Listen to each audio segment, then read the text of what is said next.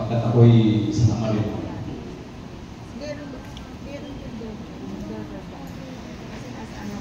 Naramdam ko po.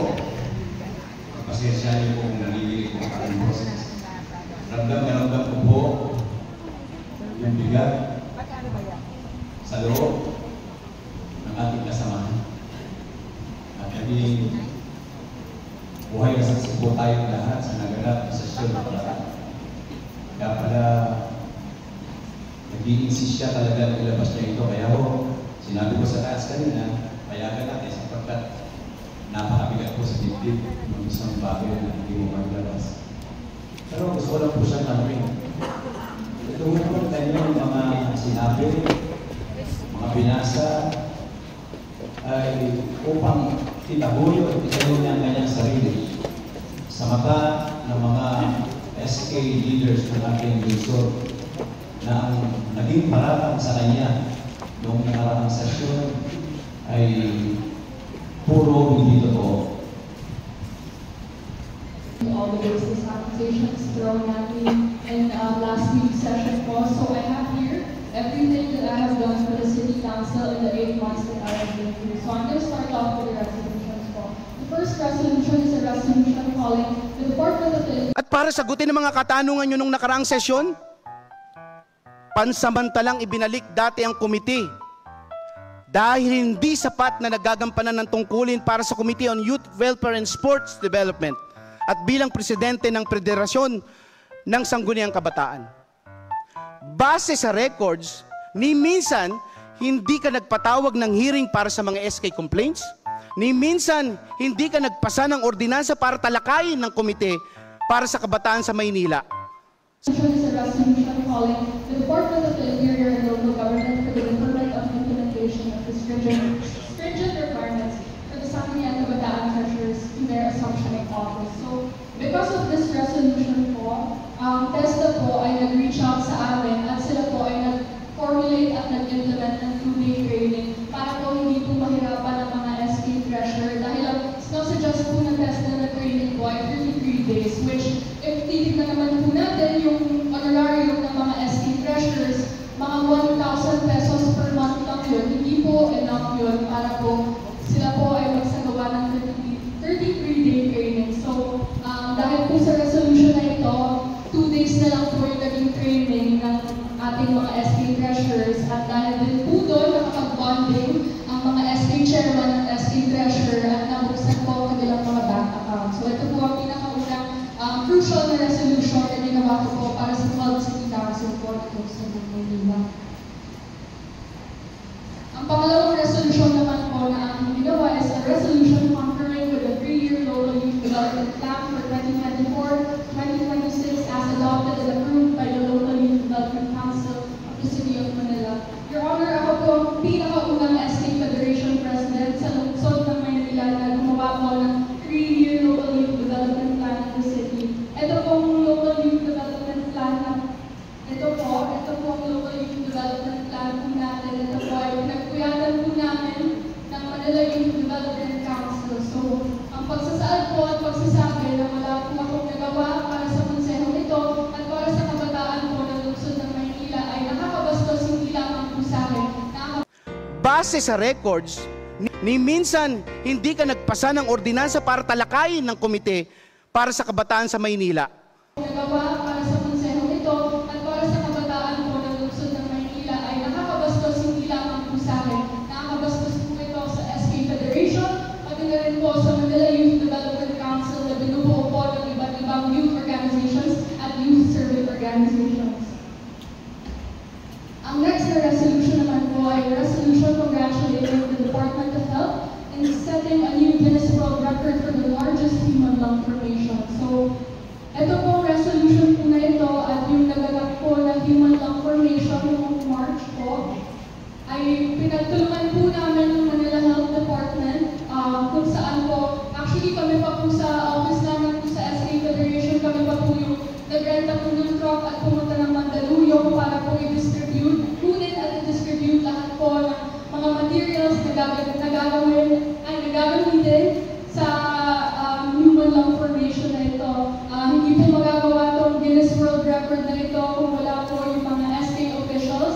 lungsod ng Maynila dahil ito pong human law formation po na ito ay nag-comprise po ng around 25% po ng SK officials, and that is only in the city of Manila po. So again, to say na I haven't done anything for the city council and the city of Manila is pretty much baseless. Ni minsan, hindi ka nagpasa ng ordinansa para talakayin ng komite para sa kabataan sa Maynila. I'd also like to point out yung sinabi po ng ating regular presiding officer na wala pa po akong ordinansa na nagagawa po para sa lungsod ng Maynila. That is false, Your Honor. I have two draft ordinances po. Waiting na lang po ito for second reading. I passed it last May 22 po. The first one is an ordinance granting cash incentives and certificates of recognitions as rewards to tertiary or college graduates with Latin honors. So, ang nakalagay po dito sa proposed ordinance ko, ang mga graduate po ng mga Manilenyo na summa cum laude ay makakuha po ng 20,000 pesos, magna cum laude 15,000 pesos, at cum laude po 10,000 pesos. Meron din po akong isa pang ordinansa, amending City Ordinance 8568 by expanding po yung coverage ng mga recipients po ng 1,000 monthly allowance. So, nilagay ko rin po dito na lahat po ng SK officials na nag-aaral po sa State University or College ay maisama, na hindi lamang po ang mga mag-aaral ng PLM at hindi lang po ang makakapag-dedication sa cash incentives na ito. Di sapat na nagagampanan ng tungkulin para sa Committee on Youth Welfare and Sports Development. At with regards naman po to the committee I hold the Committee on Youth Values Formation and Sports Development. Ang sabi po kasi ng presiding officer ay wala pa daw po ako committee hearing na igagawa in the 6 months, correction po, hindi po 10 months. 6 months pa lang po akong committee chair po ng Youth Values Formation and Sports Development. May I direct you, Your Honor, to ask for the Secretariat if there have been any complaints, resolutions, or ordinances po na naibaba na po sa Committee on Youth Values Formation and Sports Development. Because from my point of view and from my understanding, wala pa po. Therefore, wala pa po nagiging committee hearing ang Committee on Youth Values Formation and Sports Development. Dahil lahat po ng problema na naipapaba sa amin sa SK Federation ay nai-resolve po namin ito, and merong compromise na nangyayari within the office po. sa session, magpapa-attendance ka lang tapos aalis ka.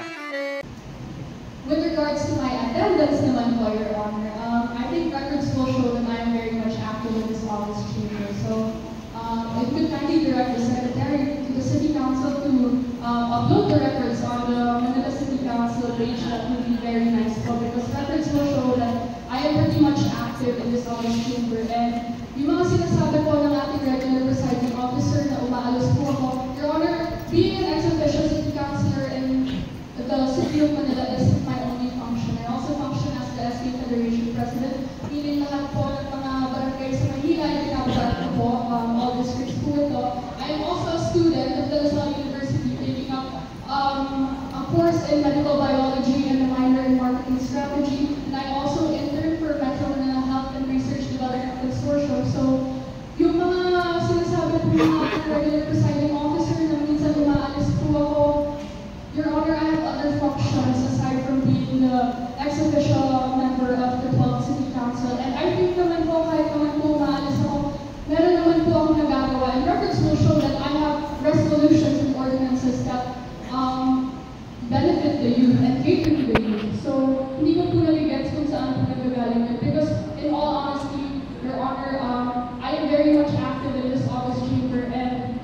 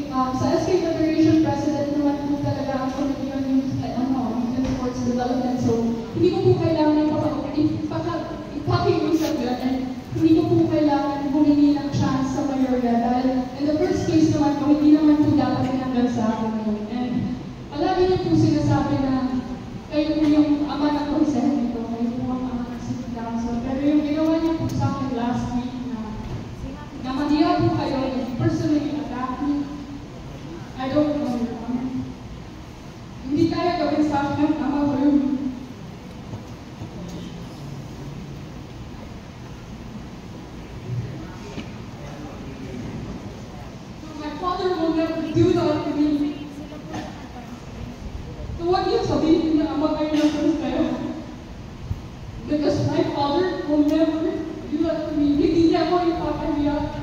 Sa maraming tao, hindi niya ako ipapahiya dahil nasa buong lungsod ng Maynila. So parliamentary inquiry. Does the IRP supersede